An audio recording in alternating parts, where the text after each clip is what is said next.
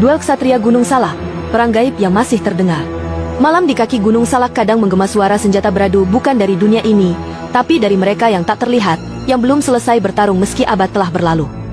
Gunung Salak, bukit keramat dan gerbang alam lain.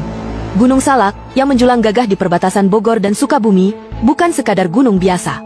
Sejak zaman kerajaan Sunda hingga kolonial Belanda, gunung ini dikenal sebagai tanah keramat, pusat pelatihan ksatria dan pertapa, serta gerbang menuju alam astral.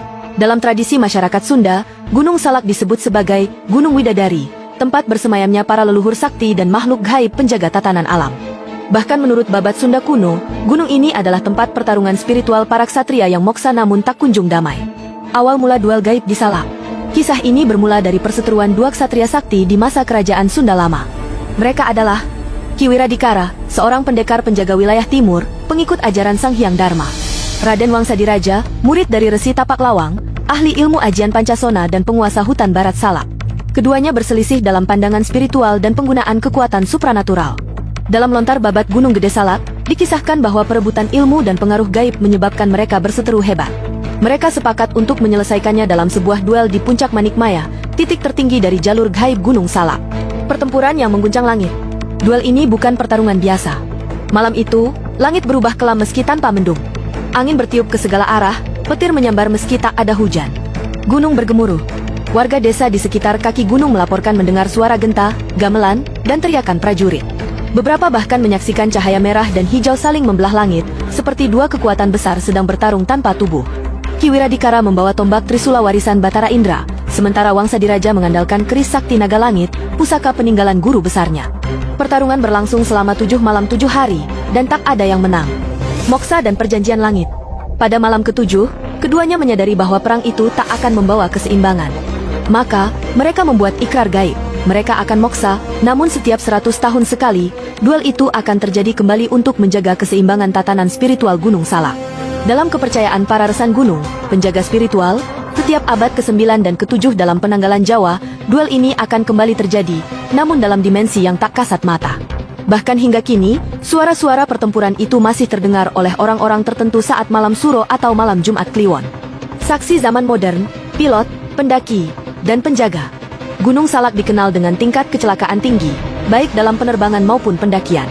Salah satu insiden besar adalah jatuhnya pesawat Suhe Superjet 100 pada 2012 yang menabrak lereng gunung tanpa alasan teknis yang jelas. Sebagian spiritualis percaya bahwa tabrakan itu terjadi saat gerbang astral sedang terbuka akibat duel para ksatria yang kembali berlangsung. Beberapa pendaki pernah melaporkan kejadian aneh. Tenda bergeser sendiri, meski angin tak bertiup. Langkah kaki berat di sekitar kemah tanpa wujud. Cahaya menyala-nyala di kejauhan, berbentuk seperti dua sosok manusia bertarung. Penjaga basecamp juga memiliki aturan tak tertulis. Jangan berbicara sembarangan, jangan menantang langit, dan jangan naik sendirian pada malam hari. Ilmu-ilmu yang masih terwariskan. Menurut para keturunan dari silsilah Tapak Lawang, ilmu-ilmu dari dua ksatria itu masih ada dan diwariskan secara rahasia. Ilmu Bayu Sabda dari Wiradikara bisa membuat tubuh ringan dan suara mampu mengusir makhluk halus. Ajian Naga Merah dari Wangsadiraja, ilmu pertahanan tubuh dari serangan gaib. Ilmu-ilmu ini hanya boleh digunakan untuk menjaga keseimbangan, bukan untuk kesombongan atau serangan. Jalur-jalur terlarang di Gunung Salak. Ada beberapa titik yang dianggap berbahaya secara gaib. Puncak Manikmaya, titik utama duel para ksatria. Segara geni danau gaib yang hanya bisa terlihat oleh mata batin. Lembah tanpa bayangan, tempat di mana sinar matahari tak memunculkan bayangan, diyakini sebagai lorong ke dunia gaib. Bagi para peziarah spiritual, tempat-tempat ini dianggap suci. Harus melalui ritual dan restu pemangku adat sebelum masuk. Pesan dari dunia astral. Menurut beberapa tokoh spiritual, para ksatria ini tidak jahat. Mereka penjaga alam, penyeimbang antara dunia manusia dan gaib.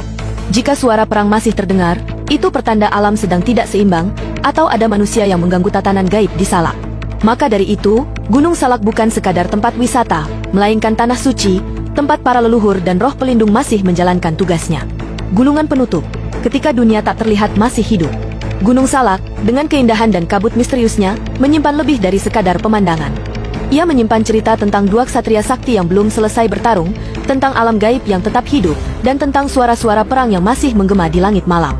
Jika suatu malam kau mendaki Gunung Salak dan mendengar suara gemuruh senjata atau raungan tak wajar, berhentilah, tundukkan kepala, dan berdoalah.